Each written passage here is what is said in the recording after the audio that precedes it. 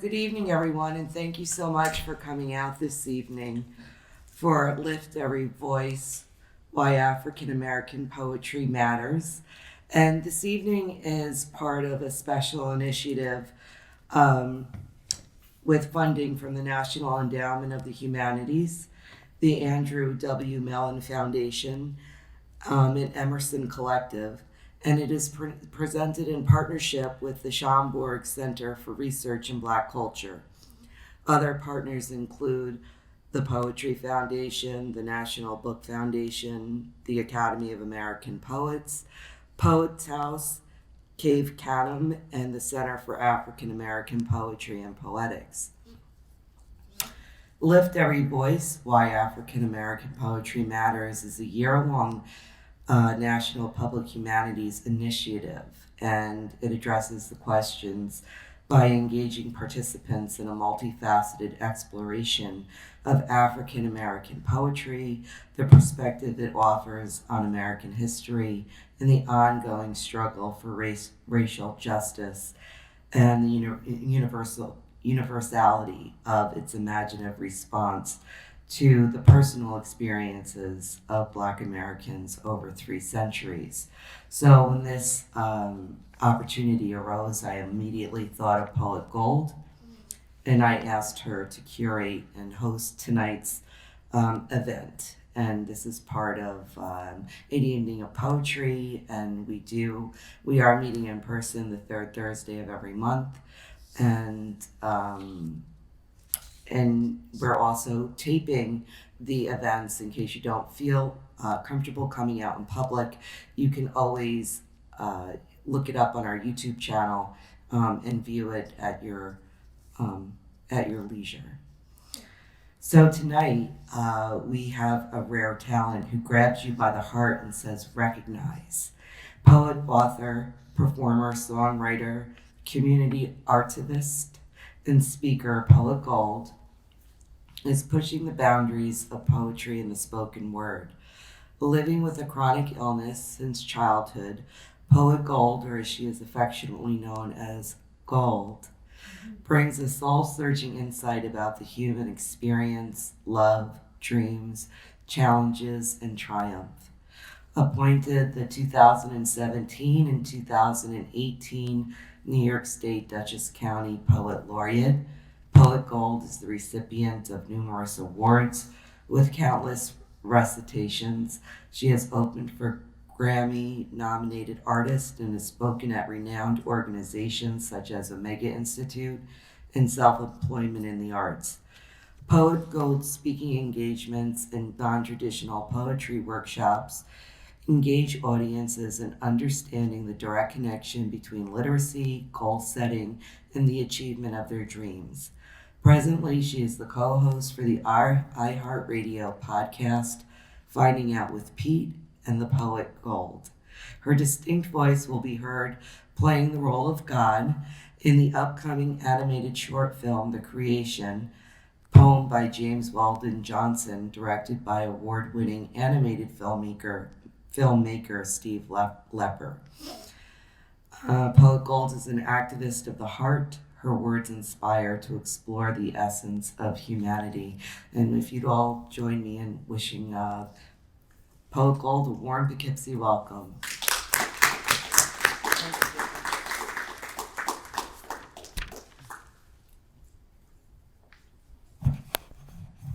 How's everyone this evening? Fantastic. First, I want to thank Poughkeepsie Public Library Organization, Deborah, for thinking of me with your event. Poetry is important. The arts matter. Black voices matter. Your lives matter, and Black lives matter. So with that said, we have a wonderful lineup of Hudson Valley poets today for you, and we're going to start it off with Kate Hymes. I'm just going to take my mask off here. So Kate Hymes of Wallkill Valley Writers. Kate Hymes is a workshop leader, poet, and writing consultant who lives in New Paltz, New York. She'll be sharing with you a short story about post-World War II couple registering to vote. So, Kate Hymes.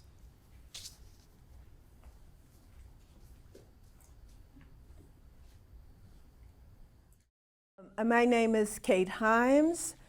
I'm a poet, writer, workshop leader. I teach writing workshops as Wallkill Valley Writers, and I live in New Paltz with my husband, Bill. Okay. The piece I'm going to be reading, I selected it in part because we're in election season, and it is a piece about a post-World War II couple who are in the process of registering to vote. And I don't think it particularly matters, but it takes place in New Orleans, Louisiana. Isaiah and Lucy walked into the Union Hall of the International Longshoremen's Association, Local 1419. Lucy's hair was freshly pressed and curled. She had purchased a new dress. Isaiah had changed from the clothes he wore for work at the box factory into tan pants and a sports coat. They looked like a post-war couple fit for the cover of Ebony magazine, young and moving up in the world. Isaiah and Lucy found seats about midway the long, narrow room. They had arrived early. Lucy had insisted, "It makes a good first impression." She wanted to see the hall and watch folks arrive as it filled up. The hall was less impressive than she had imagined. It fit only one block of 10 rows of wooden folding chairs, 6 chairs in each row. The chairs were aligned a bit off-center in the room so as to make the room for a line of tables alongside the opposite wall. The result was an aisle between the tables and chairs, but none between the chairs and the wall.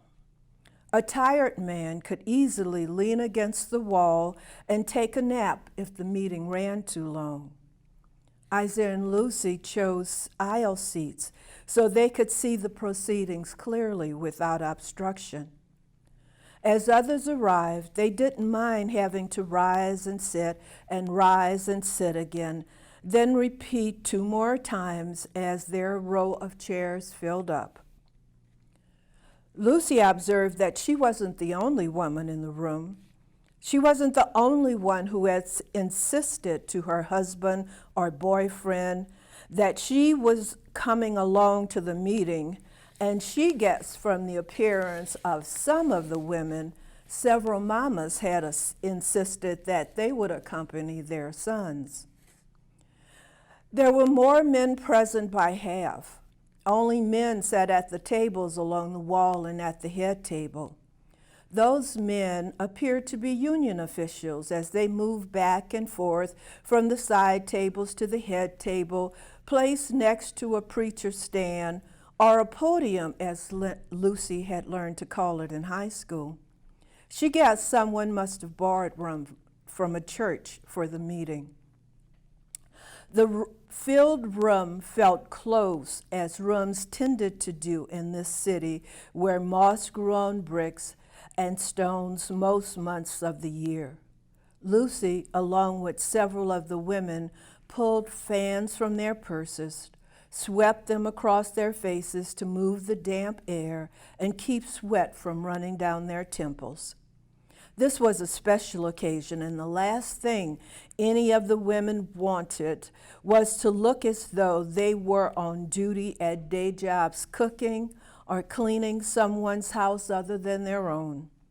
They wanted to look like proper housewives, like the women in Good Housekeeping, like the women they worked for. A man walked the single aisle, handing out fans courtesy of the Geddes Funeral Home to any man who wanted one. Even though the room was tight, almost to a man, they said, "No, thank you, I'm good." With the tap of a gavel atop the podium, the formalities began. First, there was a prayer, followed by a communal singing of Lift Every Voice and Sing. Then came the speakers. One after another, they congratulated these men who had been accepted as members of ILA Local 1419. Every man and woman present knew that becoming a longshoreman was the highest paying work in the city for men who didn't have high school degrees. Since the war's end, work on the docks had quadrupled. Every day you are hired and fired. Once a ship is fully loaded or unloaded, your work is done. That's where the union comes in. We make sure you get your next job. There's always another ship to be unloaded. Our men work regular. A speaker explained the benefits of being a union man: fair pay, injury and death benefits. He explained the work gangs and paydays, then warned the men about women who hung around the wharves on Friday nights when their pockets were full. There followed a rustle in the room as women leaned into men's ears. You better bring every dime of your pay home. This means I can stop taking care of somebody else's house and take care of my own. Then the final speaker stood at the podium. Men, if we are strong and stand together, it won't be like it was after the last war. We'll be prepared if they come for us this time. No more red summers. Some of you weren't born then. Some of you were just babies, but you've heard the stories. No more fighting overseas for freedom and not having any here at home. I can't make you do it. But if you want regular work on the docks, I strongly suggest you register to vote. Lucy felt Isaiah straighten up and sit tall beside her. Sure feels good to be part of something that means something, where we stand up for hours. Lucy took his hand into hers and squeezed. Isaiah, like most of the new men in the hall, had served in the war. He had landed on Normandy Beach nearly a month after the landing called D-Day. Before D-Day, he and the men in his unit, as they waited in England for the big day, caught the invasion buildup fever. Thought maybe this time, with the big push against Germany, the army would need all its men to fight. But they were passed over. When Isaiah's company landed, the battle on the beaches was done. They arrived soon enough after to see the wreckage and the carnage, though. The worst was the smell: burnt and smoldering metal, flesh, gunpowder, gasoline, and the gagging stench of industrialized death. There was vomit, great pools of it at the shoreline.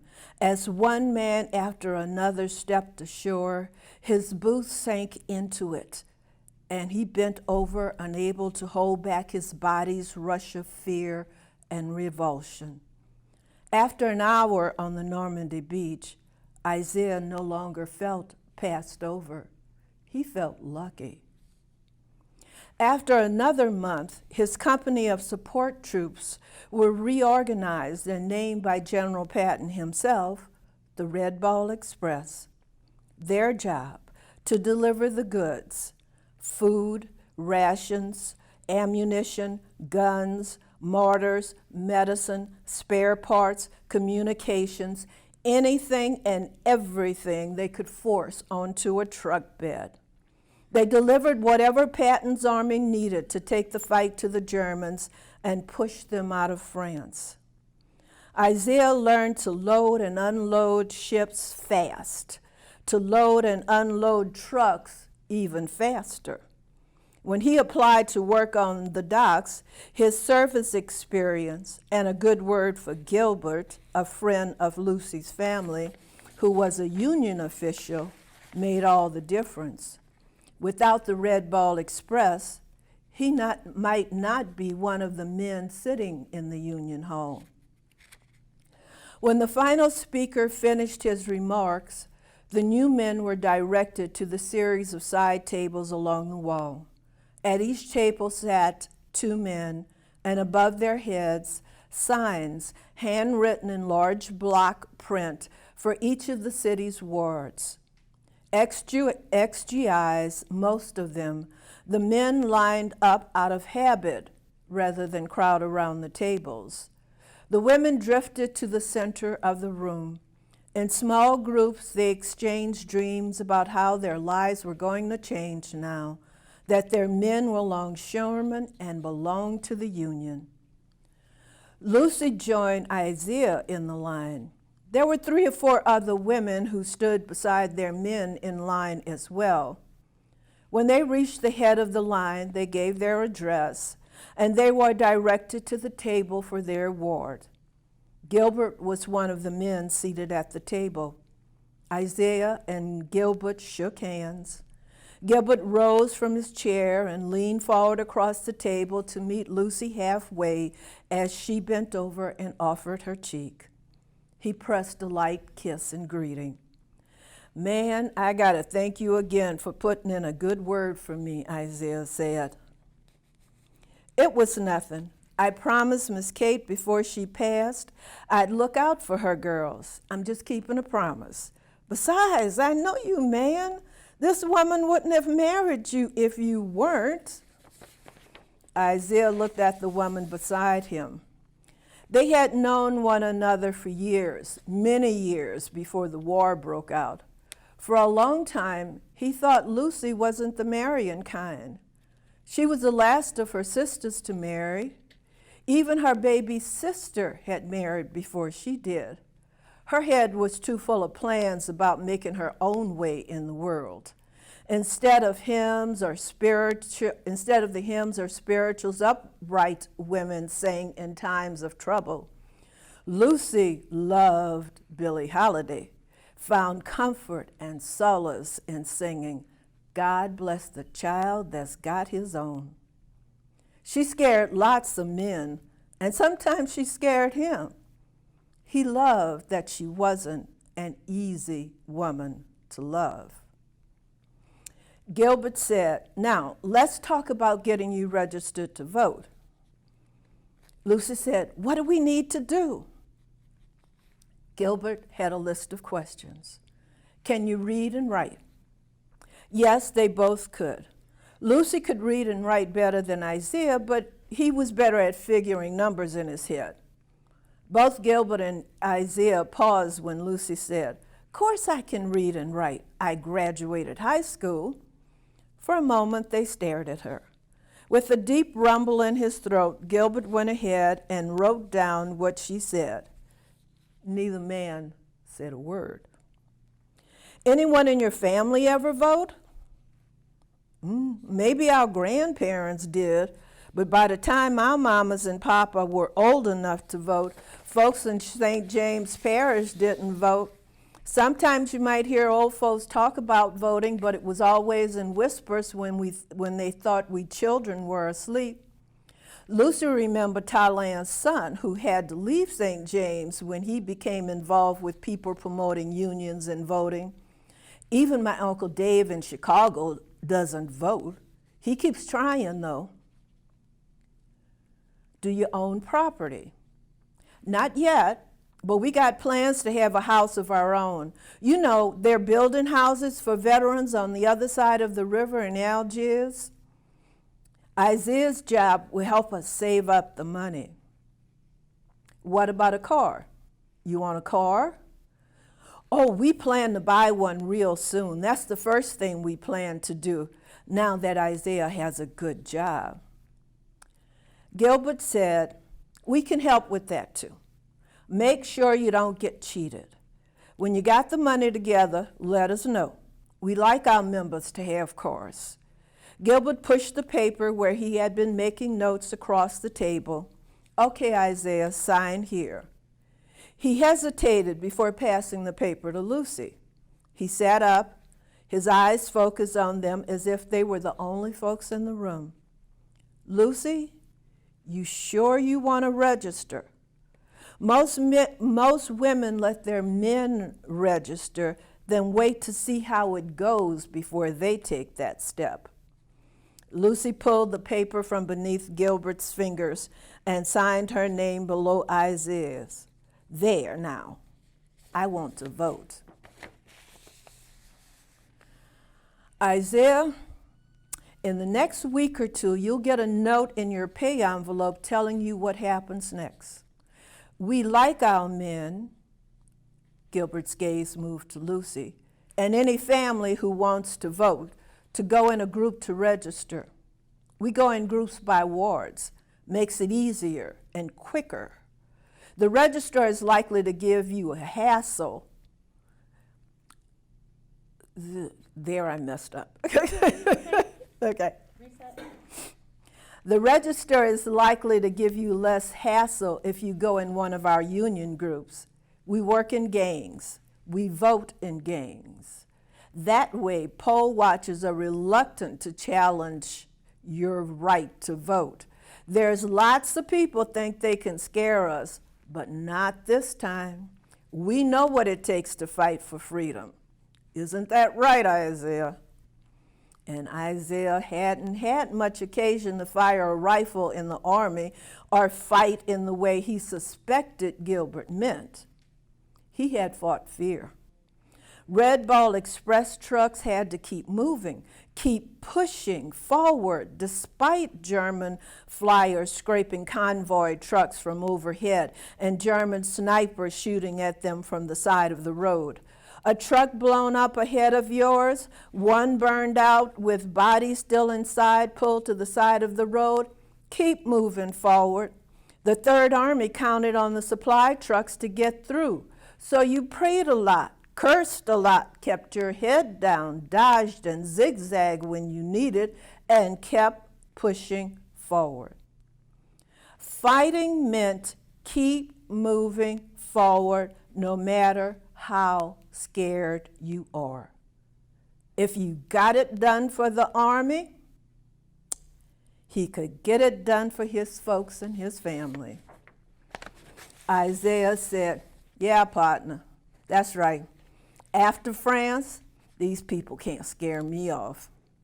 Lucy took her husband's hands once more and squeezed. She knew in that moment she was a lucky woman. And that's the end of that piece. And I have one other short piece that I'll read. And this is a poem written by my mother, and its title is Election Day, and it's Election Day, November 7th, 1972. I rise from my bed early because I have a serious plan, for today is Election Day, and who is going to be the victorious man? I wonder if more promises he will make about the laws to set me truly free. Two rivals plot how my vote to take by paving the road to my destiny. Over 100 years, candidates said, "Black man, vote for me and you'll be free." Police still beat my nappy head. Is this the freedom you meant for me? As I cast my ballot this morning, exercising my civil right, where will I be this evening? Will the man shoot and kill me tonight? Lucy Francois Hymes. I always enjoy listening to Kate Hymes. So up next, I guess we'll do Testimonet. We'll do all the film. Testimonet, Monet Gray, is an educator, wife, and mother of two beautiful children. She's also the owner of a media company called Testimonet Productions. She has written multiple short films, feature films, plays, and poems. Her first short film, Lift Every Voice, has gotten accepted into 19 festivals and offered 2 distribution deals.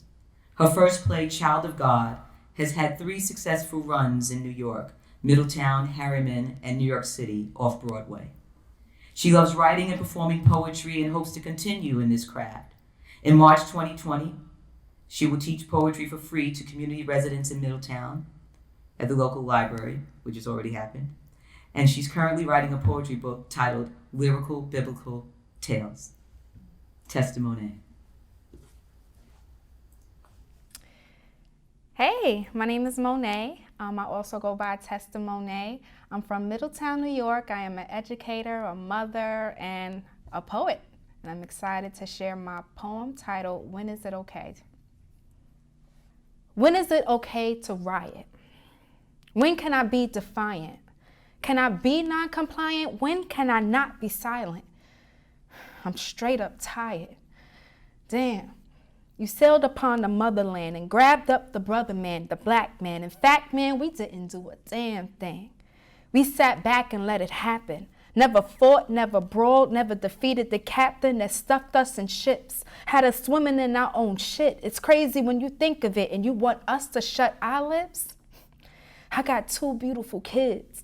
Imagine them being stripped from me, ripped from me, taken and sold. You think that shit's funny? It's 2020, now we villains and you run from me. I'm fed up, don't bother to even come for me. We were raped and lynched for being black. Matter of fact, we didn't retaliate, we ran away, and some didn't even do that. They stayed and prayed for better days, and can you say that day ever came? Stop telling us to not go out and riot. Stop telling us to shut up and be quiet. Stop depriving our rights by telling us not to fight and not to be violent. If your founders had a right to be violent, then we have a right to go out and riot. Hell, I'm about to spill this tea. Boston Tea Party, 1773. Patriots took the tea, tossed it into the sea. They rebelled so they could rightfully be free. So my question, why are you stopping me when this country was built off of damaging others' property? It's because you treat us and consider us property, and it's okay if you destroy us properly? Nah, you tried it. Your sentiments are so biased, and that's why we riot. We're not fighting back quiet. You know, we're giving it all we got, and we're gonna riot whether you like it or not. Thank you. This poem is titled The Doll Test. I'll never forget. I was 15 years old when I saw the doll test. What's the doll test? It was a study conducted in 1947. Beautiful children, ages from 3 to 11, sitting at a table with 2 dolls in front of them. One doll was black, one doll was white, and the children had fear under them because they were asked to choose which one is the bad doll, which one is good, which one is proper, which one is hood, which one should you play with. And every single child chose the white doll as the cute, nice, and pretty one, fun, cool, and giddy one, rich, smart, and witty one.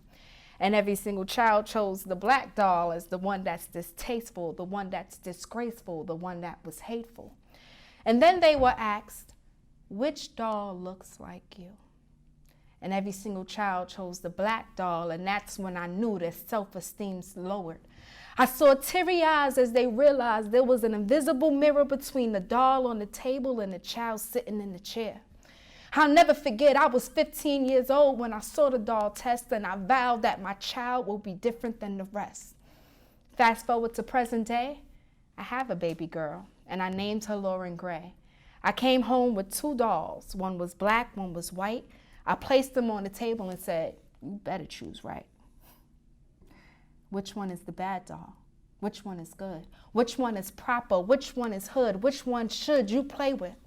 And she looked at both dolls and said, I like both of them. Right, sweetie. Which one is ugly? Which one is pretty? Which one is stupid? Which one is witty? You gotta pick one, baby girl. Do you get me? And she looked at both dolls and said, I like both of them. Okay. So I let her see the video. And I saw her face getting sad as each child picked one doll. I saw her face getting mad, and then in the end, she picked up the black doll and said, Mommy, this one matches my skin. Yes, baby girl, it do. That one is beautiful just like you. Now choose. Which one is the bad doll? Which one is good? Which one is proper? Which one is hood? Which one should you play with? And she said, Mommy, they both are nice. Only difference is one doll is black and one's white. They both are special. They both are themselves. I don't know why you're forcing me to choose something else. I would play with this one. I would play with that one. They didn't do anything to me for me to pick a bad one. The sad ones are the kids in the video that don't know their self-worth from birth. And forcing me to choose one will have insecurities to unearth. Okay, she didn't say that. But I'll never forget, I was 15 years old when I saw the doll test, and 15 years later, I was blessed with Lauren Gray, who on a gray scale loves both black and white. I raised her pretty okay. Now, parents, it's your turn to conduct the doll test and teach your child to love themselves and others and to be different than the rest. Thank you. This is titled, My African Ancestors Live in My Blood. My African ancestors live in my blood. They flow through my veins. They circulate through my arteries. They whisper my name. They're in every part of me. They provide oxygen and nutrients to my cells. They provide pride and tranquility to myself. In a world where there's a mix of angels and devils, my African ancestors provide a balance to my pH levels. Never too acidic or basic, let's face it, them residing in me is the safest. My African ancestors live in my blood. They transport the metabolic waste away from my body. They help me embody my craft from a nobody into somebody. They gush through my system, and sister, let me tell you, if they weren't there, I'd miss them. They allow me to function, have my red and white blood cells in conjunction. They give me this unction to heal and never malfunction. Speaking of white blood cells, they fight off infections. Every section gets thorough inspection. They're my greatest protection. My ancestors protect me from invaders and intruders, from the haters and losers, from naysayers and users. But I'll admit, sometimes I forget the importance my ancestors possess. You know, I've gotten some scrapes and cuts, and they bled out from that process. But thank God for my ancestral platelets, because in the midst of the bruises, my ancestors formed clots to stop the bleeding and soothe it. They will never abandon my wounds, but will bandage my wounds. They comfort me in my trouble. They comfort me in my struggle. My ancestors give me peace when it's too much to juggle. So don't get mad at me when I say my ancestors live in my blood. My DNA can't lie. I don't need you to judge. Everybody needs support. Everybody needs a team. Everybody needs substances that boost their self-esteem. And mine is my African lineage. No matter the cost, I encourage you to discover your roots. Don't ever put that off. And if you ever happen to endure significant blood loss, I'll donate my blood to you through Red Cross. Metaphorically speaking, of course. Don't mean to cause confusion, but if you ever lose your history, you need blood transfusion. I'll never lose mine. It's what makes me love, and I'm so grateful to have my ancestors live in my blood. Thank you. Testimonet. Her first piece actually was selected for a book that's coming out called Mightier, Poets for Social Justice. So when it comes out, I hope that you guys support the cause, so to speak. It's being published by CAPS, Calling All Poets. Our next poet, Jovan O'Neill, is a poet and teaching artist from Newburgh, New York. He is an Open Mouth Reading alum, Winter Tangerine alum, and Watering Hole Poetry Fellow. Jovan is also a recent recipient of Art Hudson Individual Arts Commission, a program funded through the Decentralized Grant, which he was awarded, I believe, in early 2019. Is that correct? All right. Jovan's poetry video, The Drowning, can now be found on TEDx YouTube page, and he was featured on their platform summer of 2018. Focusing on the intersections between environmental injustice, race, gender, and a multitude of other topics, Jovan has curated a series of creating writing workshops for the youth in his surrounding area in partnership with Planned Parenthood's Healthy Community Outreach Project, as well as the YWCA, to deconstruct the margins in which poetry is held and in order to make it better accessible to his community is one of Jovan's goals in creating. Jovan O'Neill.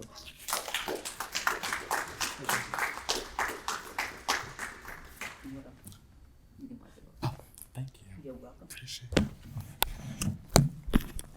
Hello. How's everybody?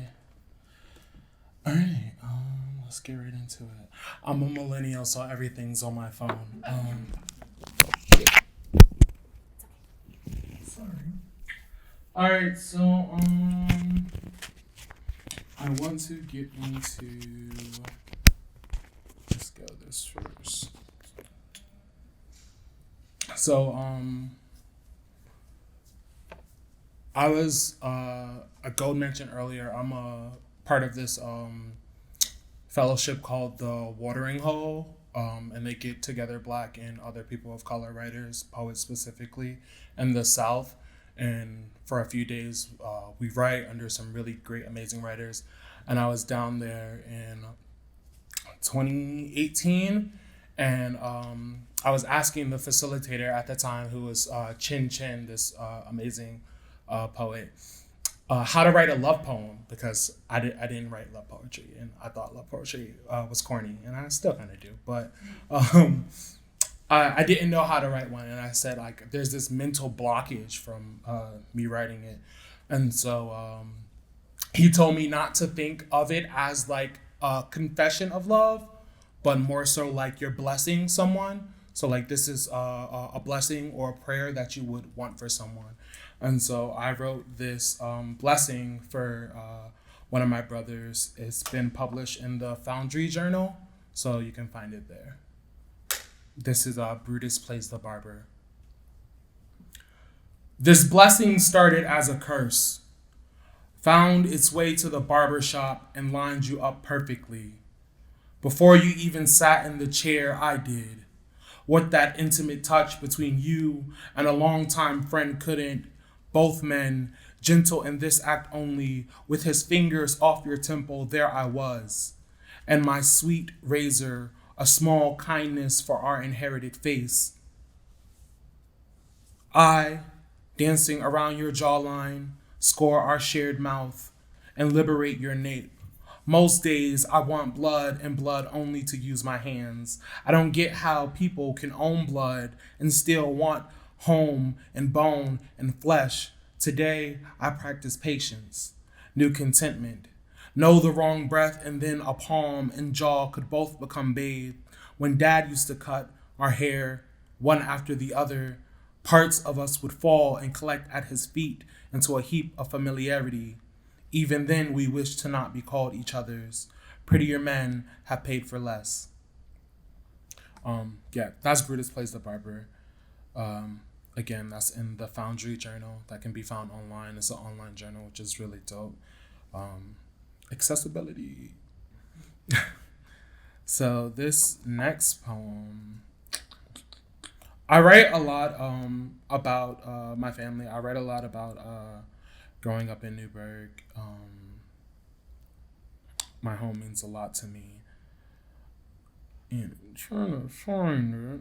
But this next poem is forthcoming. So it's going to be published in the University of New Orleans Bayou Magazine in January. So I'm really excited about that. I also wrote this at the Watering Hole, which was a really great experience.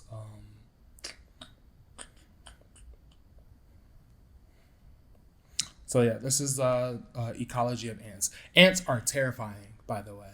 So like I was watching this documentary. Well, first at the Watering Hole, they had us, the facilitator this time is Francine J. Harris, who's also another amazing poet. And she's like, all right, we're out in the national park in South Carolina. And she's like, all right, go out into the wild and focus on some animal, and I want you to write a poem about it or whatever. And at first, like, I'm trailing off into the woods, and I remember earlier about some of my cabin mates talking about how they saw wolves earlier, so I'm like, let me get from over here and walk towards this way. And so I found an anthill, and just like watching them was amazing. I've always been fascinated with bugs. I have like a million bug tattoos on me, but this is what really piqued my interest. And then I came home and watched this documentary about ants, and just how complex of a society it is. So this is the ecology of ants. Unless you look closely at an anthill, you can never tell if they're to devour or worship whatever beast or build they've hoisted on high in a frenzy, atop a mountain, a mouth, inside a colony. There, legion of jaws, centipede and other lesser creatures who think they're bigger than the ant get made meal of. 1 second, a body as many parts. The next, it feeds a city that's a body. I'm saying 1,000,000 ants to me seems like a system of the body or a body in its whole. And the pheromones of that feast drive the body to the familiar. We ran our fingers across his body to where the heat was, to what smelled like disheveled fat and muscle, where a few hours before a river almost dried. When confronted by a flood, ants will form an island of their bodies. Now here in his stomach, a closed mouth tries to swallow itself, leaves a scar that caves in instead. A block is masters, a mound, their god, all give someone a reason to dig in the mouth of a mountain, the side of a boy. What's left of the breath is weighted, drags behind us now, sits outside the corner store where blood still burns the pavement. Said to me one day, bro, I think I'm out the game. Meant, can you hear those extra bodies when I breathe inside a colony? Thank you. Yeah, that's Ecology of Ants. I know I said everything is on my phone, but I take notes, so I'm not that bad. So I have been really my work now, like my work in progress. I'm working on a manuscript, and it's really focused on Black masculinity and just navigating that experience in America. And in that process, like I think anytime like I'm teaching like a class of like younger folks about poetry or whatever, or I'm doing like a workshop, I always say, if you're a good writer, that means you're a good reader. So like I always tell folks to read writers that came before you, just to like, you don't know if it's been said already, and if it's been said better, honestly. So I do a lot of reading and trying to work on the work that I'm doing now. I've been looking to folks who really informed how much I loved literature growing up, and one of those people especially was Toni Morrison. I've been a huge fan of Toni Morrison. When I told my parents I wanted to write, my mom was like, well, you need to read Beloved if you want to be a writer. If you want to be a writer, you have to read Beloved. That's what makes the most sense. I'm a part of this institution called the Hurston Wright Foundation, which is this really great organization of Black writers that organizes in DC. And I was there when Morrison passed. And so like it was great being surrounded by other Black writers in that process. And what made me get back into her work was that being in that moment. So like this next poem is really informed by this line from Song of Solomon, which is my favorite book. And so this is on Macon Dead and his son's milkman's relationship. His son, to whom he can only speak to if his words held some command or criticism. And so I wanted to unpack that line. I'm not gonna assume. So like, does anybody know the story of like The Binding, Isaac and Abraham? All right, so boom, crazy story. So in the Bible, there's a story called The Binding. And so Abraham gets this message from an angel, and he's like, all right, so boom, you're gonna take your son to the top of this mountain and sacrifice him for God. This son that you've been waiting since you like 100 and some change to have, you're gonna take him to this mountain and sacrifice him to show your dedication to God. And Abraham's like distraught, but he's like, you know what, whatever, I'm gonna do this. So he takes his son all the way up to the mountaintop. He gets ready to sacrifice him, and right before he sacrifices him, an angel comes down and he says, all right, it was just a test to see your devotion. Here's a ram, sacrifice that instead. Like, and so like that story, like I grew up in a church family. That story drove me crazy. I'm like, his son ain't feel no type of way about that. Like, he just laid down and was cool with that. And so I wanted to relate that to my idea of how men perform within masculinity. So like willing to sacrifice ourselves for our fathers, or willing to sacrifice our sons for this grander image or whatever. So this is the binding. This is also forthcoming. This is going to be in the Tahoma Literary Review. It's coming out next month, and I'm really excited about that as well. So this is the binding. I lay my once cup. This is from the point of view of Isaac.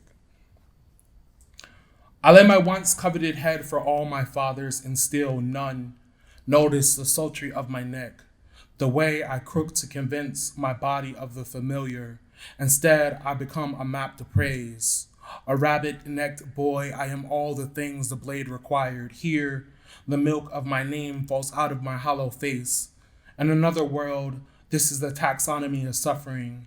Every son after me is the nursing of lamb and limb, lineage to nothing, patron saint for all the boys I am. Did they even ask? If they had, my bodies would all seem no in unison. First boy without prayer, here I am, quiet, choired chaos. No one thinks of the rammed till they want to be warm or full. Men wouldn't dare whisper my name in place of their shared gods. Ain't I a gift? A century's promise? Why my neck? Why my neck? Why my neck? Yeah, that's the binding. Thank you. So this, again, a lot of these poems, I'm gonna read two more. Two more? That's good. All right. So I'll read two more. This is also in relation to the work I'm doing towards the binding and reconstructing this whole story of Isaac and Abraham and my relationship to Black masculinity. This poem is something that is a work in progress. This is my self-portrait as an altar, because, you know, everybody has feelings in these things. I won't dodge the saying of it. They want me to be a home for violence. Even things washed away make me. For years, I thought blood was all I was, a hard thing for the limp erotics of blades. Even without a body to weigh me down, creation shuddered at my sight. Always is the image of me offering space for some type of becoming. Middle passage again, without the visceral decay is still here. For context, I do not believe this to be the intention of my build, only my current condition. I imagine my origin, if handled differently, would lead to less blood, a house, a refuge perhaps. The lost breaths in my yard I don't have a name for yet. The cradle of all my parts have given me contempt, a history of men crawling across my chest for blood. I citizen the grove in my bed and rage in this forest.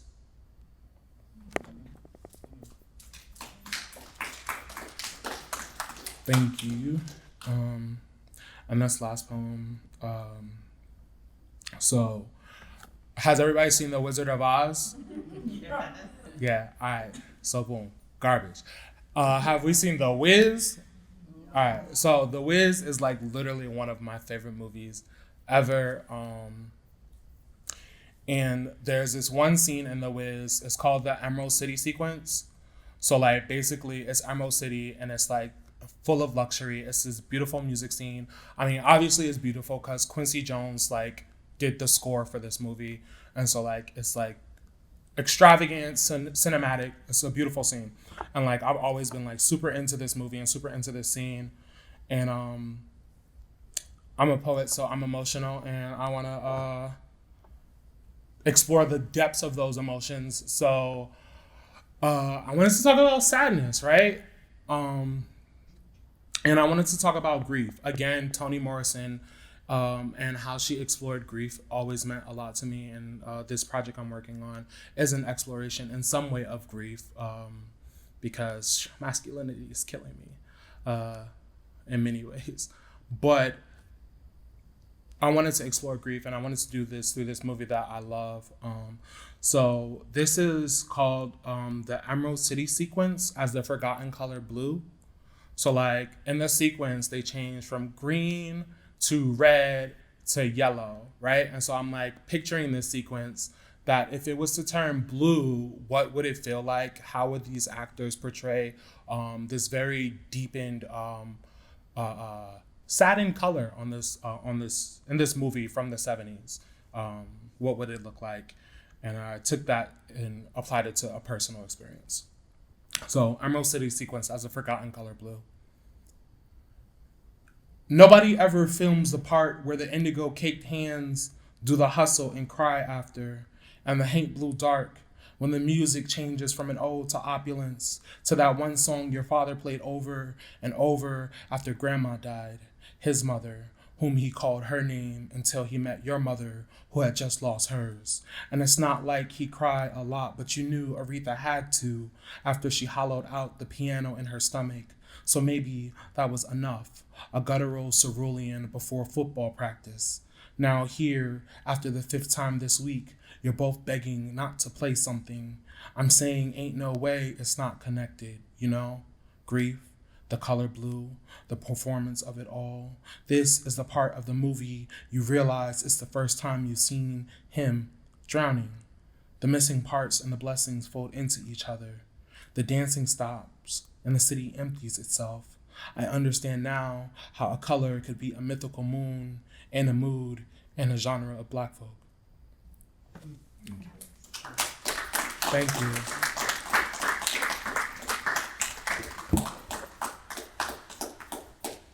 Okay.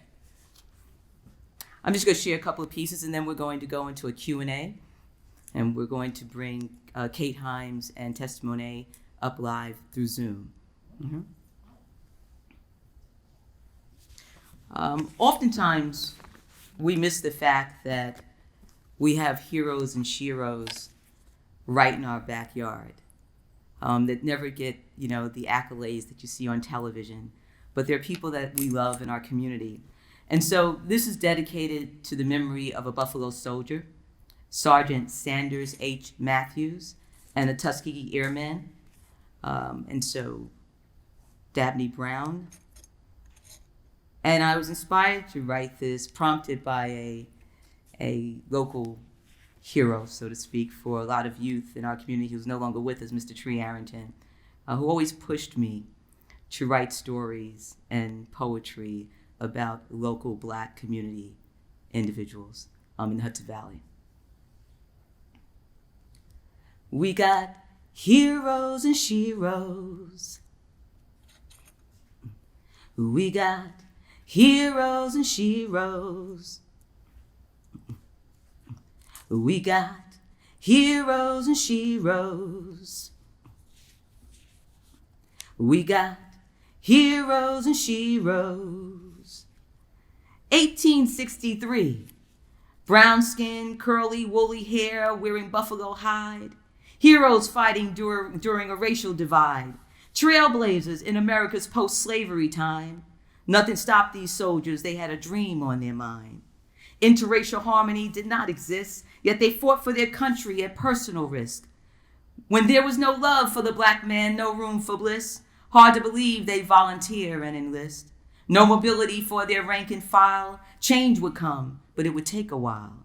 After the Civil War through World War II, they fought in style, even though they were living during a time that was inhumane and vile. But in 1921, a child was born, another Buffalo soldier who would carry the story on. Dedicated and brave to an allegiance he sworn to uphold and serve all those who had gone. Sergeant Sanders H. Matthews, the first Black officer of Highland Falls, dedicated his life to breaking down walls. A Buffalo soldier at West Point who rose and stood tall, his journey is a legacy, a gift to us all. We got heroes and sheroes. We got heroes and sheroes. We got heroes and sheroes. We got heroes and sheroes. Sergeant Matthews.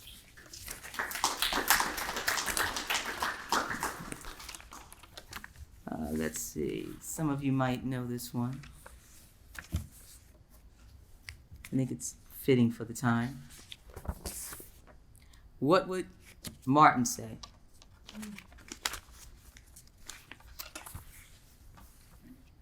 Build a wall, lock 'em up, kill them. Build a wall, lock 'em up, kill them. Build a wall, lock 'em up, kill them. Build a wall, lock 'em up, kill them. Kill them. Kill them. Kill them. I wonder what Martin would say about 45's mantra today. 2018 marks 150 years of the KKK, and it seems mass incarceration is still okay. I wonder what Martin would say about chalk lines designed by limbs attached to long arms of the law. Don't flinch, because you will be gunpowder lynched.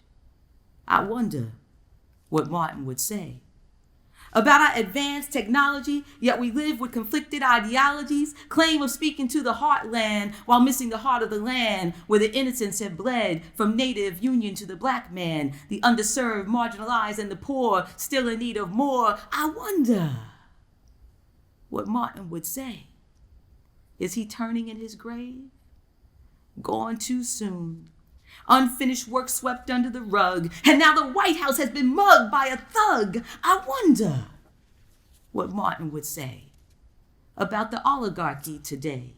Their foot pressed against our throats and we choke, suffocated in the fog of their blindness, lack of empathy and kindness. There is no beautiful way to paint the present landscape. I wonder what Martin would say. Maybe that we've made some strides. Surely that would make us feel better inside. It's time to face the truth and stop living in the lies. There's still work to be done. We can't deny. Build a wall, lock 'em up, kill them. Build a wall, lock 'em up, kill them. Build a wall, lock 'em up, kill them. Build a wall, lock 'em up, kill them. Kill them. Kill them. Kill them. I wonder what Martin would say. Maybe he'd tell us to stand heart to heart and be more brave.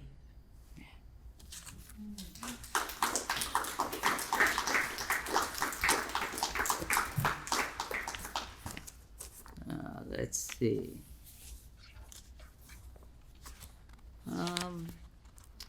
Poughkeepsie or Grandma?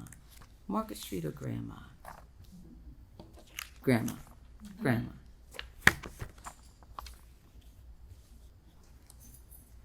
Remnants. The cooler months always remind me of my grandmother. Her hugs seemed warmer in the fall and winter, warmer than hot cocoa. Grandmother's complexion was very fair.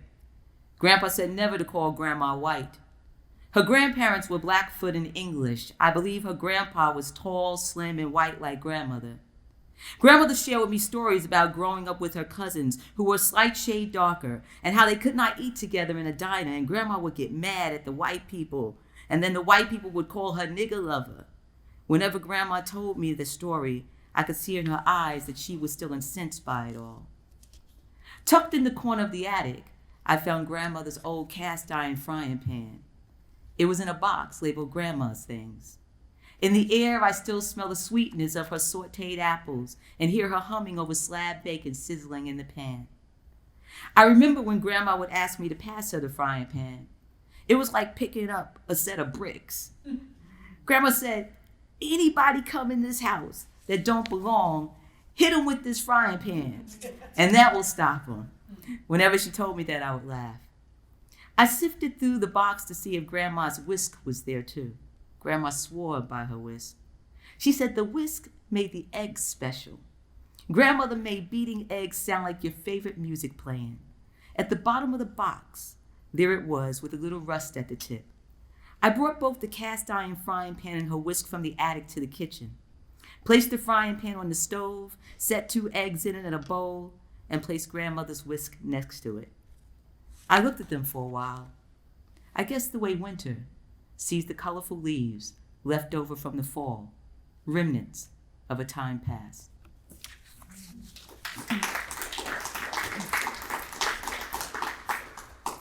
And I'm going to end it with this final piece, and then we're going to bring on Kate and Monet and invite Jovan back up.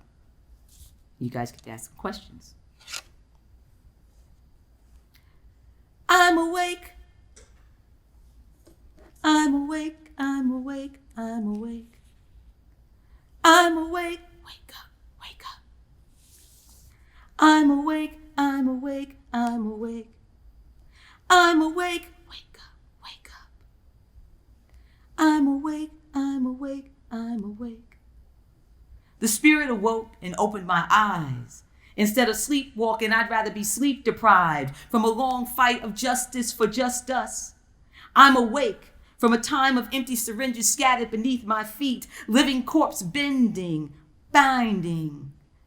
I'm awake from hollow bullets, point bullets that sound like thunderclaps, black bodies that hit the black tar and become breathless. My spirit was restless. Now I rise to answer her call. I slumber no more.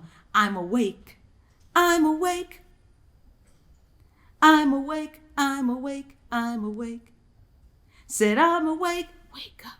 Wake up. I'm awake. I'm awake. I'm awake. I'm awake. Wake up. Wake up. I'm awake. I'm awake. I'm awake. I'm awake. I'm awake from 400 years of tears and battle cries, wounds to heal left open by those who wield the power. I'm awake by the howling wind carrying the distant weeps of brown babies held in cages. I'm awake by the cult of personality, the manifestation of our collective evil, complacency, and need for a hero. Here I come to save the day. I'm awake from fear, fearing fear. Eyes won't shut just in case you have to fight. Forget flight. I'm awake, dancing to the music of my people, feeling hope in that drum beat, telling me to hold on, feeling hope in that drum beat, telling me to hold on. I'm awake. I'm awake. I'm awake. I'm awake. I'm awake. I'm awake. Wake up. Wake up. I'm awake. I'm awake. I'm awake. I'm awake.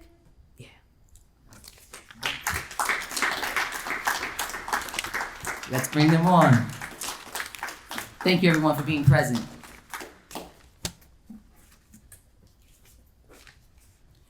So if you have a question, just, I guess how we're gonna do this, they'll raise their hand because we're not passing the mic around. Passing the mic, right? Okay, and we'll relay the question to Kate. Jovan, you wanna come up front? Just in case someone has a question for you. So the floor is open. Does someone have a question? Raise your hand, anything, ask anything you want. Call!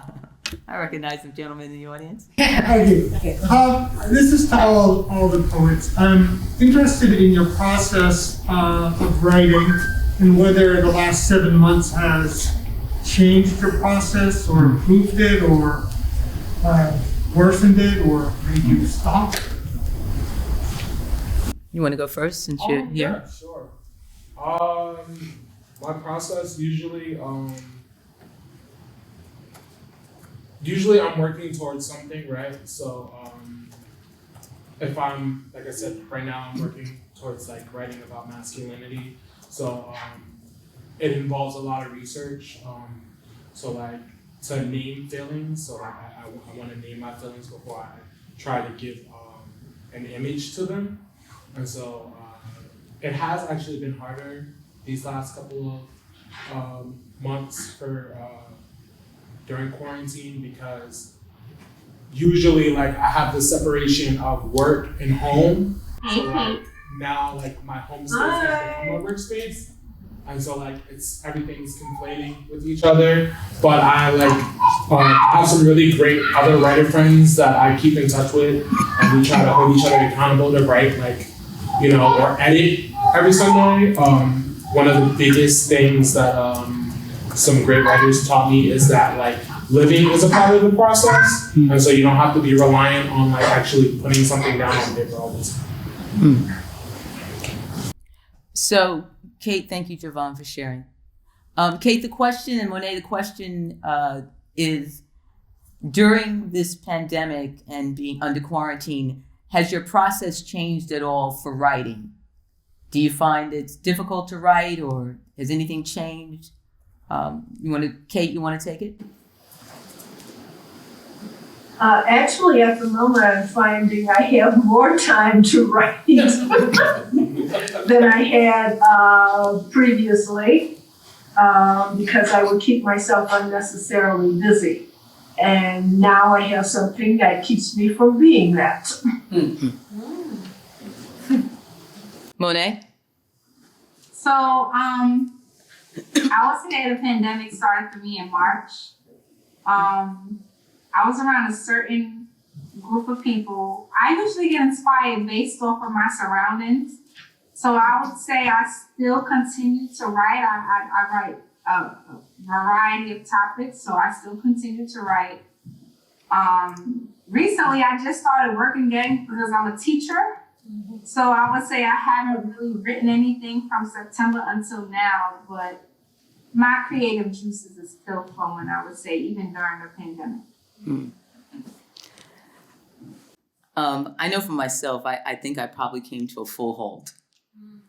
And it was hard, it was difficult, it was challenging for me I have a project called Haiku in Summer that I often write when I go down to Florida. And so nothing was coming. But then I began to use it to process outrage. So I'm Awake came out of that. Say Their Names came out of that. And so the pandemic was compounded by what I was seeing happening, in my community specifically. And it was really just saddening. So I needed a way to process that grief in a more constructive way. So there are some pieces that have, and there's more. And so there's some pieces that started to be born out of that, which was really great because it allowed me to see the beauty, and find that nice spot that I often like to see life through. And so that's been my process. Unless someone calls me up and commissions me for it, then I'm writing fine. And it's like, okay. So a couple of those have helped me through the process as well. Thank you, call for your question. Anyone else?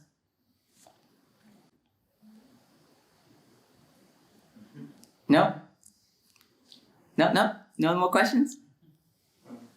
Oh, see, hands up. All right, gentlemen over here. My question specifically is for Jovan.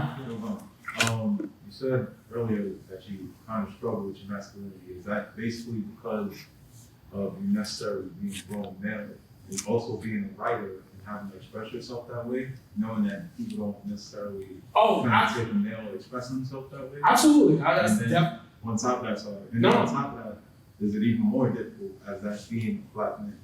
Absolutely.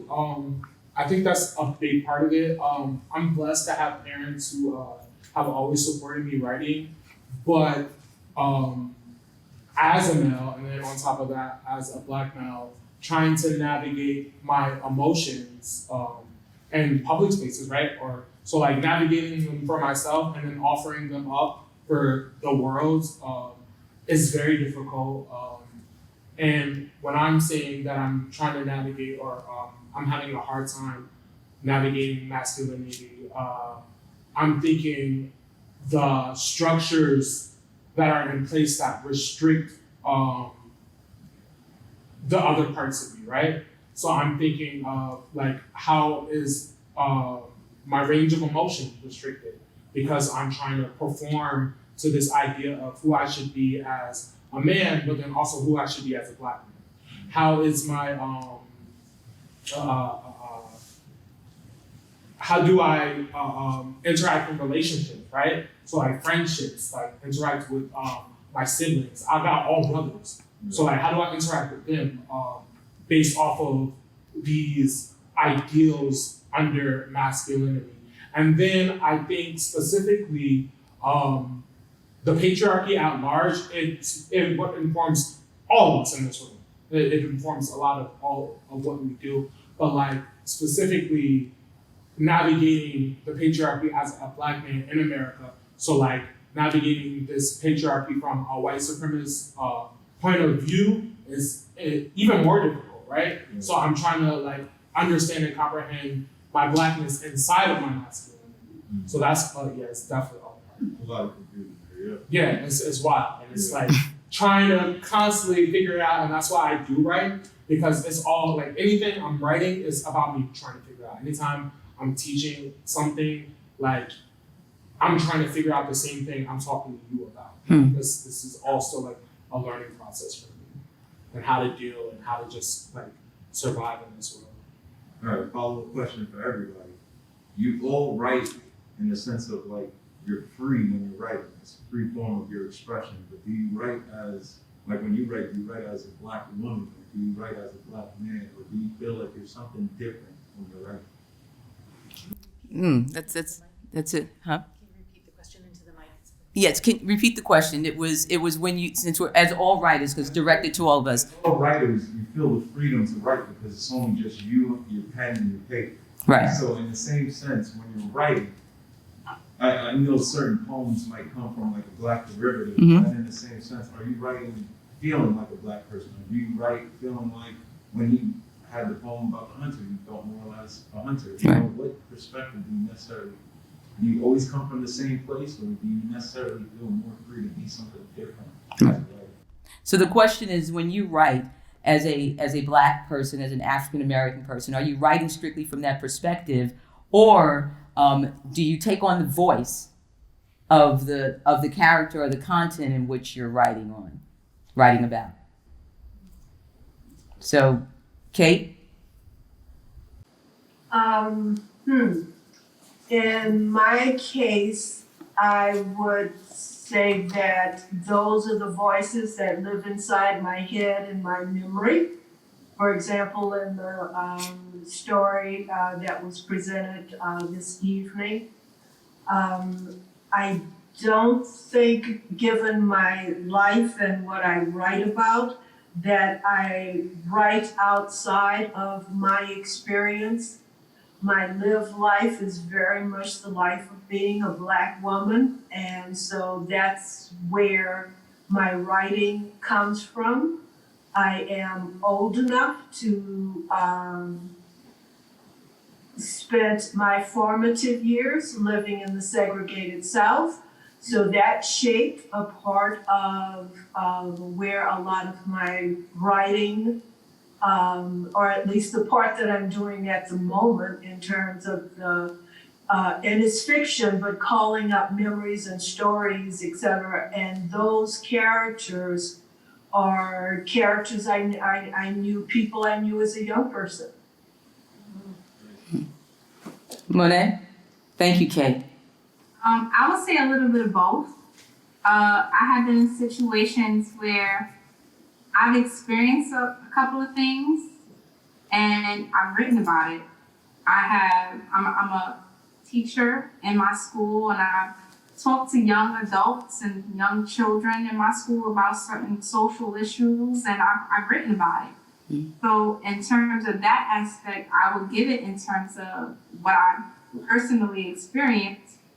But I would also say in terms of what has happened recently, in terms of riots, in terms of people marching, over this pandemic, I've had my daughter who's high risk.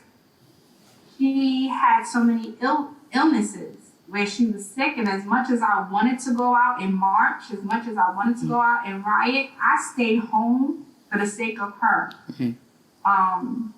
And I wanted to desperately go out and participate, but nobody, as a parent, nobody knew the late nights I've had with her where she had trouble breathing, so I just had to stay with her and deal with her. But I still wrote my poetry. I still expressed my feelings through my writing based off of what other people was posting on social media, based off of what other people were saying in terms of their feelings. I didn't keep quiet in terms of just staying home. I still expressed my feelings and my thoughts. So I would say a little bit of both. I expressed what I went through personally and based off of just what I noticed from friends and family going out and experiencing it firsthand.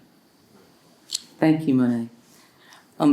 I know for myself, I'd say recent work has been from the perspective of a Black woman. Even though my work, a lot of my work has always spoken to, even my childhood, crimes against humanity, social justice, that has always just been the place where my heart is. And so I've often told other people's stories through my work, but when it hits close to home for me being, an African American woman, my voice comes from that place of pain, that place of distrust, or that place of why can't we heal as communities? And that is both for Black community and also for white communities. So I take on other different voices based upon what I want to speak about. And oftentimes, it's not something that's real conscious. At least I don't think it's conscious. It's like a calling sometimes, you know? I think there's this big misconception that all Black writers are like just writers of color or writers from marginalized identities create is this struggle work, right? But like writing within the Black identity don't mean everything I'm writing is about, oppression, right? If I'm writing about applesauce, it's from a Black point of view. Like I look at myself as a Black writer creating this thing about applesauce, and what makes it from a Black point of view is I'm writing about me, a Black man growing up in the city of Newburgh, and growing up around my parents who are from the deep South, like in this very Black experience, eating applesauce. It's about applesauce, but like it's a Black experience. Right. It's a part of that. So like, it doesn't necessarily have to be about the struggle to be that. And I don't think I don't shift in and out of that, right? If I'm writing about something that isn't about the struggle or whatever, or my marginalization, it's still from a Black writer point of view. Mm. Like everything in all my work, like what I said earlier, somebody who I really appreciate who did that is like Toni Morrison. Right. Toni Morrison wrote Sula, is a book about two best friends. That's it. That's all it's about. It's about two best friends, but they're Black women. They happen to be Black women, and she's a Black woman writer. So this book is very informed about her lived experience, and all this world is formed around her. So yes. And you bring, as I tell people, you bring your favorite flavor to the table. Yeah. You bring it with you. It's a part of you. It's a part of who you are, and it's a part of your cultural dynamic. Absolutely. And so that comes through your work. Great question. Thank you. Peter, and then we'll get the young lady in the back, and then we'll get the woman right here. Right? Okay, great. Yeah, I don't have a lot of knowledge or education about expression of injustice and righting the wrong. So it's great to be here tonight to listen and hear this. I was just curious about the past. Again, I have even less knowledge of the past. So as I was trying to formulate my question, I thought of the work called Strange Fruit. Very dynamic, very powerful, very meaningful. But is there anything else that the group can say is, I read so-and-so and it moved me, and it was about Emmett Till, or it was about the past, or it was about injustice? What from the past has come forward to represent injustice? Kate? The question is, what from the past, maybe that you've read, or maybe an experience that has come forward in your writing? Is that correct, Peter? Or you just want, in general? Now I heard about Toni Morrison. Okay. Toni Morrison, I should be reading. Got you. So we have an audience member, I guess sort of like a recommendation of something that you feel can be insightful about our history as Black Americans from the past to empower his knowledge.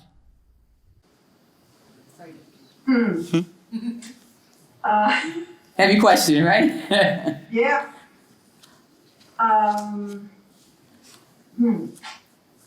What? Okay, I am going to go to literature.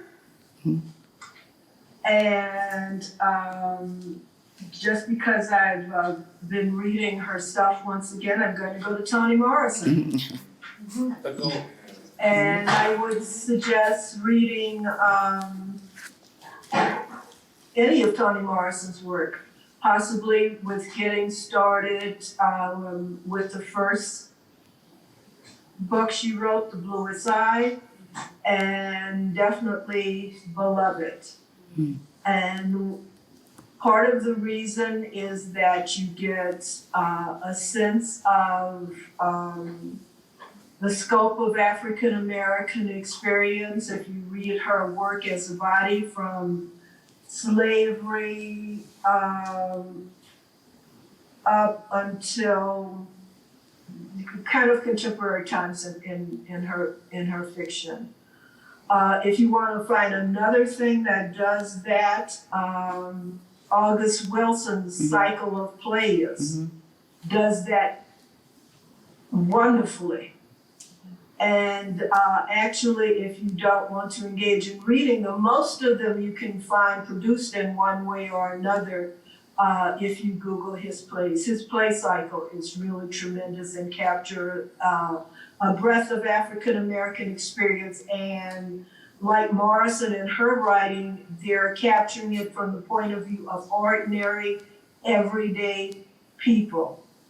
And I guess the other thing that I like about both of their writing, and is something I think a lot about when I'm writing, is something Toni Morrison writes as being able to write and escape the white gaze.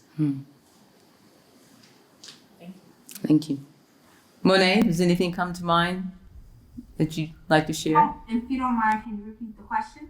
Yes. Can you offer anything to the audience that would empower their knowledge about African American history from past to present? Book, literature, film? Well, I'm a teacher, so I teach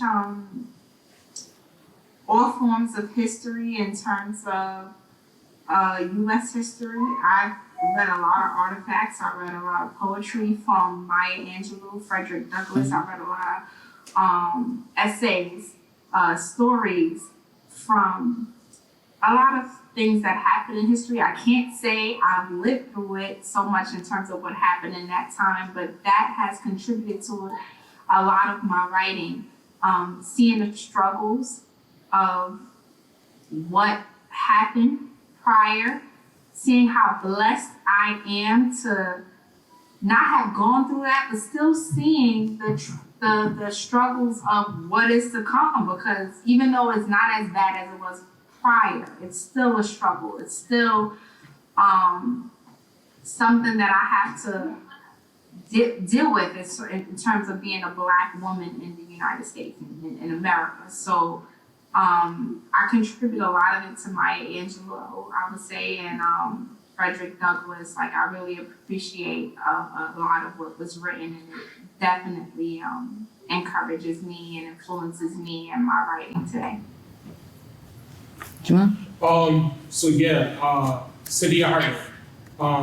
Cydia Hartman, she just won the MacArthur Genius Grant for her writings around slavery. Her book, Lose Your Mother, is about the transatlantic slave trade, and it's amazing. Zora Neale Hurston, she wrote from the point of view of Black folks, very Black, and was really criticized in her time for doing so. I think of poets too. So Patricia Smith, and her book of poetry, Blood Dazzler. It's a book of poetry from the point of view of the storm Katrina. So during Hurricane Katrina and what was happening in New Orleans. It's a book of persona poems. That's an amazing point of view. Robin Cost Lewis, another poet. So Voyage of the Sable Venus is her book of poetry. A lot of folks are doing amazing transformative work. Keith Lehman, he was a professor over at Vassar, put out a book called Heavy. It's a memoir about him dealing with masculinity and weight as a Black man in the South. So like there's so much great literature out there that's being done. So I would also look to institutions who are uplifting that literature. So like the Hurston Wright Foundation is always gonna share who's doing this amazing transformative work. Canem, which is Institution for Black Poets. So they always put out a book of poetry a year. They do a contest. This year's was Malcolm Tariq's Heed the Hollow, which is about it's queer Black poetics from Savannah, Georgia. It's some amazing work out there right now. Thank you. And if you're a visual person and you like documentaries, I mean, The 13th is great. You know, if you're not familiar with that, there's also a film on Nina Simone that was, you know, it's just absolutely phenomenal. It gives you insight with that. And you can look up poets like Amiri Barak, you know, some of the beat poets, and Nikki Giovanni, who's just one of my absolutely, I have this like dream that I get to award her the Kennedy Award for poetry, you know, it's my dream. So, yeah, you know, along those lines. So I hope that was helpful. All right, great. And the young lady in the back? Hi. As a poet taking ethnicity out of the conversation, what would you recommend as enlightenment in a poet's one-on-one session, like pertaining to the flow of a poem, whether it's first, second, third person, a rhyming scheme, the stanzas, letter form, song form? What would you recommend as a one-on-one for poets? Kate, we'll just do the round robin again. What would you recommend as a one-on-one, someone who's, you know, first learning how to write poetry, or, you know, as a poet novice, what would you recommend as a one-on-one? What would I recommend as a starting place for someone who's writing poetry? Yes. Okay. Read poetry. Okay, that's good. That's the first thing I would recommend is, you know, find poets that you like and read them and be inspired by their work. And then actually this area, the Hudson Valley, is very rich in opportunities for individuals who would like to write, to find workshops or communities of people that you can work with in order to further your writing. Thank you.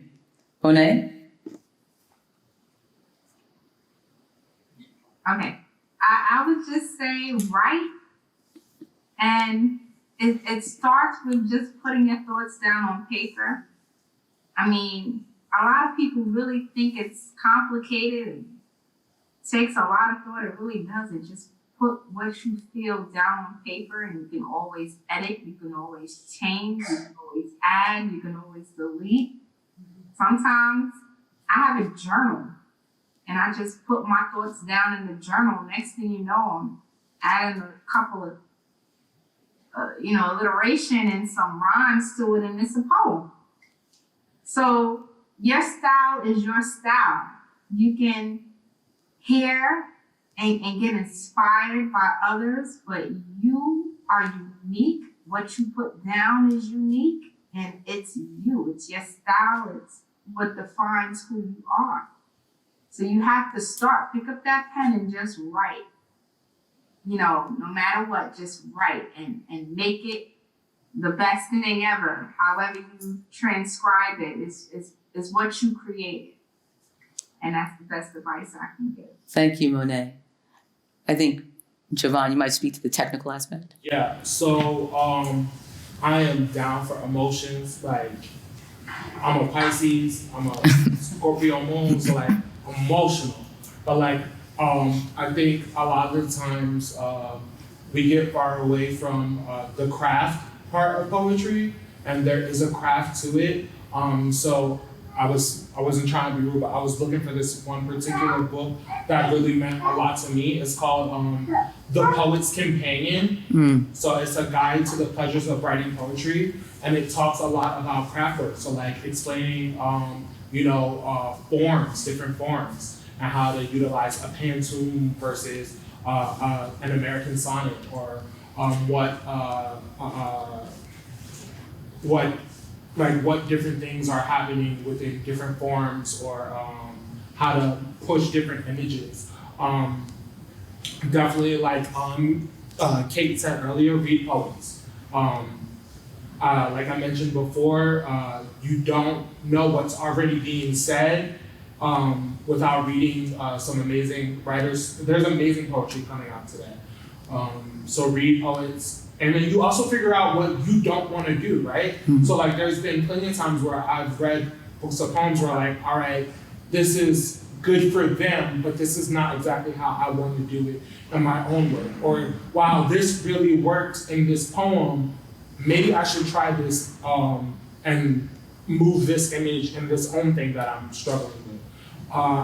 Fellowships, right? So also like Kate said, there's opportunities around the Hudson Valley, but also one of the good things about Zoom is it's providing accessibility for a lot of these fellowships and writing retreats. So looking into writing retreats, like there's the Winter Tangerine, Hurston Wright Foundation, the Watering Hole, which application is due tonight. Yeah. That application is due tonight, and they're probably going to extend it, but like everything is virtual, and they usually get facilitators who are well-renowned poets. This year, the facilitator for the Watering Hole, one of them is Justin Philip Reed, who won the National Book Award last year. As folks who won Pulitzer Prizes, they had Jericho Brown last year, who won a Pulitzer. So applying to fellowships, that's going to put you in situations where you're going to have generative work, and then there are going to be folks who are going to hold you accountable and look at your work and edit and work through, because like you don't have all the answers, and like being singular is hard to try to grow, and everybody doesn't have money to get an MFA. So the library will close in 20 minutes. The computers will shut down in 10 minutes. Okay. Everybody doesn't have money to get an MFA. So like look for there's this site called Entropy. So ENTHROPY. Entropy. Entropy Mag, and they do a 3-month of call for submissions and announcements for fellowships and writing retreats that you can apply to that will help you develop your work. So I'm going to get to the next question. Just be open to grow and be authentic to your voice, okay, as you develop your craft. So the last question here. My question was answered. I was just wondering if maybe we could get the hard copy of your favorite contemporary authors and poets, and maybe get maybe Deb could put a LibGuide together for us, because I didn't write any of this down and I really want this information. I got you. So we can look back at the video and and. If I could have any part of Be the Poem, it would be the greatest night of my life. Okay, all right. Let me give you a part of Be the Poem. No doubt, I have a bias. I'm going to ask of you to be poetry, to be the poem in your life, to be that which moves you, stirs you, like a lover's first kiss, compelling you to believe that you are now superhuman, pumping with adrenaline, capable of conquering anything. Wow. Be the poem. Imagine sunsets with orange hues across the sky, when the stars ascend to blanket the night, when things go dark. Be the light in your life. Be the poem. Be the poem that teaches, reaches, circles the universe through quatrains, sonnets, prose, and free verse. Let it be Mozart to a hip-hop beat. Ballet performed on black top and concrete. Let it be imaginative, soulful, eloquently stated, and unique. Be the poem. Be the poem that chooses to be fearless, never imprisons the heart, beckons the soul to rain tears when you're falling apart. Be the poem that heals and learns to forgive, releasing thunderous anger and hate so you may truly live. And if there comes a day you should fall ill, know that cure may not come in the form of a pill, but in the lines of poetry that will be more than a prayer. It will shout hallelujah. Your salvation will be there. Be the poem. Be the poem that breathes the breath to dream out loud. Discover the wonders residing above the clouds. For Helios's chariot brings hope with each day. The time is now to make life your way. Board your ships, set sail to sea. Be brave, my friend. Be the poem in your life. May your life be poetry. Thank you, everyone, for being here. Thank you so much. Jovan, O'Neill, Kate Hymes, Testimonet, thank you so much. Black Poetry Matters. Thank you. Yes, get out and vote. Get out and vote.